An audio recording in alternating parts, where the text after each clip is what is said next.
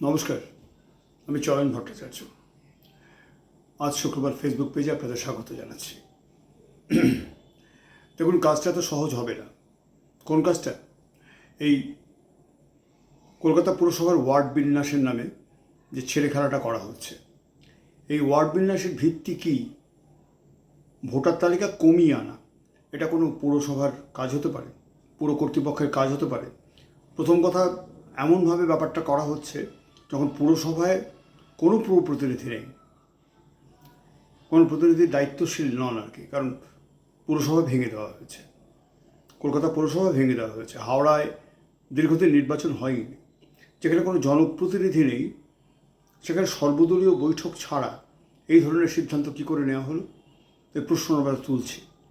দ্বিতীয়, যে যুক্তি দেওয়া হচ্ছে যে টাকা পয়সার বরাদ্দ সঠিকভাবে হবে যদি ভোটার তালিকার নির্দিষ্ট সংখ্যায় নামিয়ে আনা যায় এবং উন্নয়ন সঠিকভাবে হবে। শুনুন, সদিচ্ছা থাকলে সব কাজ করা যায়। আগের বোর্ডের সদিচ্ছা ছিল না, কেবলমাত্র দেখনদারি কিছু কাজকর্ম করে, টাকা নষ্ট করে, সৌন্দর্যায়নের নামে বেশ কিছু রাস্তার নাম বদল করে, ভেঙে চুরে, পাইপ বসাবার নাম করে বারবার খোঁড়াখুঁড়ি করে এবং আরও সমস্যা তৈরি করে, সবচেয়ে বড় কথা, ভাঙা রাস্তা মেরামতে চরম গাফিলতি দেখিয়েছিলেন পূর্বতন তৃণমূল বোর্ড। এই ব্যাপারগুলোকে অনায়াসে বর্তমান সরকার এই 3-4 মাসে বেশ কিছু সঠিক পদক্ষেপ নিতে পারতেন। আমরা দেখলাম সেগুলো করা হয়নি এবং তারপরে পৌর প্রতিনিধি যারা ছিলেন তাদেরকে খুব স্বাভাবিক কারণে পুরো বোর্ড ভেঙে গেলে তাদের কোনো কাজকর্ম থাকে না, তাদের সঙ্গে পরামর্শ করে উন্নয়নের পরিকল্পনা করা। এ বিষয়ে কোনো সুনির্দিষ্ট পরিকল্পনা মুখ্যমন্ত্রীর আছে বলে আমরা শুনিনি। মুখ্যমন্ত্রী কেবল চোর ধরো জেল ভরার স্লোগান তুলছেন, কিন্তু চোর ধরবার জন্য যে সদিচ্ছা আমরা দেখতে পাচ্ছি না। এই যেমন আজকে সুমিত্রা এক ধরা পড়লেন, রক্ষা কবচ যখন পেলেন তারপরে পুলিশ তাকে খুঁজে পেল। যতদিন রক্ষা কবচ ছিল না, অ্যারেস্ট হওয়ার সমূহ সম্ভাবনা থাকা সত্ত্বেও অভিষেক বন্দ্যোপাধ্যায়ের একান্ত সচিবকে পুলিশ খুঁজে পায়নি না খুঁজেনি, সেসব বিতর্ক থাক, কিন্তু চোর ধরার সদিচ্ছাও বিজেপি সরকারের নেই।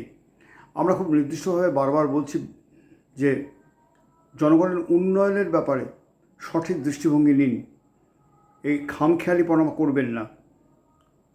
যে ভিত্তি ধরা হচ্ছে ওয়ার্ড পুনর্বিন্যাসের, যদি জনসংখ্যা বা ভোটার তালিকা ভিত্তি ধরেন, তাহলে সঠিকভাবে বিন্যাস করতে গেলে আপনাদের অঞ্চলের ম্যাপটাকে ভালো করে বুঝতে হবে।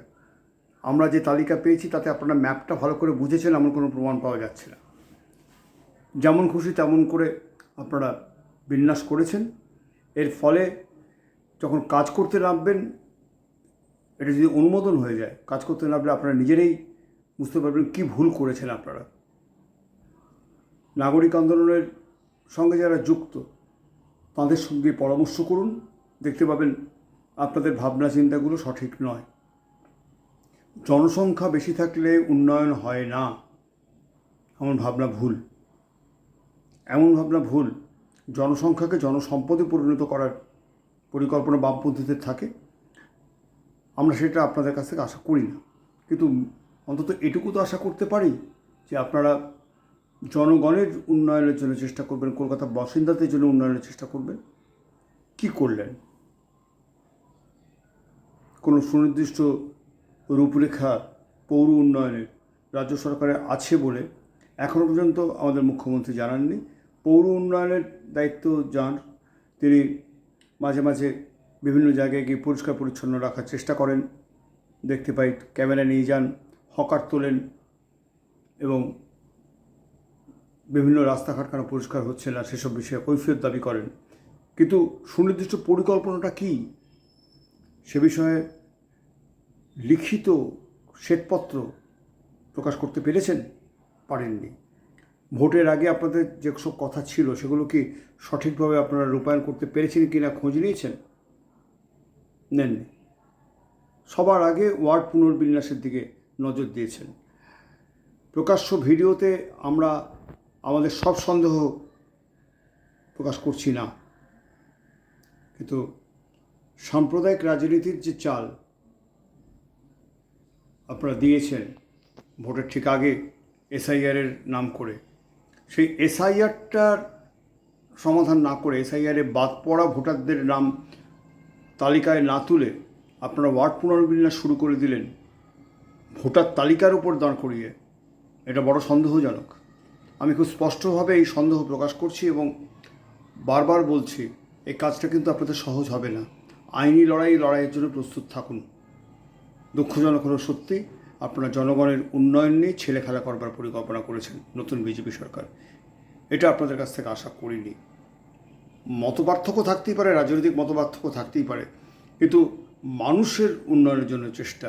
প্রথমেই তো আপনারা হকার এবং ছোট ব্যবসায়ীদের পেটে লাথি মেরেছেন এবং লক্ষ্মীর ভাণ্ডার, অন্নপূর্ণা ভাণ্ডারের মধ্যে কনফিউশন তৈরি করে মা বোনদের যে আর্থিক স্বনির্ভরতার সম্ভাবনা, স্বপ্ন, তাই নিয়ে ছিনিমিনি খেলেছেন। ঠিক আছে, সংশোধন করতে পারবেন, এই ভরসাটুকু আপনাদের উপর রাখলাম, নতুন সরকার এসেছে। কিন্তু যাদের নাম বাদ দিয়েছিলেন এসআইআরে, তাঁদের ফিরিয়ে আনার কোনো চেষ্টা করবেন না?